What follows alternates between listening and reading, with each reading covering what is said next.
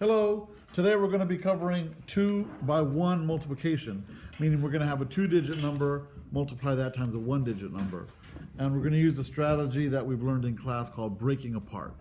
So let's jump right in. Our first example will be 7 times 82.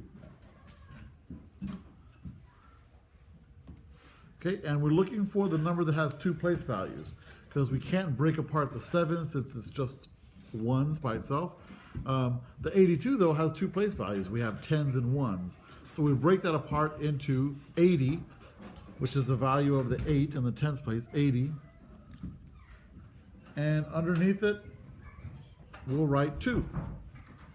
So we've broken the 82 apart into 80, which is 8 tens and 2 1s. Now both of those numbers will be multiplied by 7, since that's what we started to originally multiply. So we're going to multiply both times 7, 80 times 7, and 2 times 7. Okay, now we've learned when we solve something in the tens, like 80 is a multiple of 10 times 7, we can multiply, we can hide the 0 for a second, so we'll hide the 0, and multiply 8 times 7.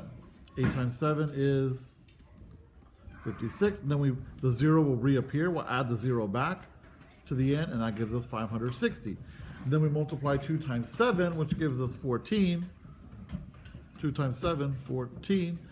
Now we have 2 partial products, right? We took our factors of 7 and 82, and then we created 2 multiplication problems, 80 times 7 and 2 times 7.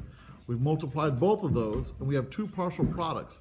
We're going to combine those 2 to find the final product. So we're going to have 560, and we're going to add 14 to that. So 560, we're going to add 14. Now, if you're having trouble solving an equation like this that's linear, you can always write it, stack it top to bottom. So right next to it, you can stack it top to bottom, or right under it. Just because it's easier for some people to solve it like this when everything is lined up in place values.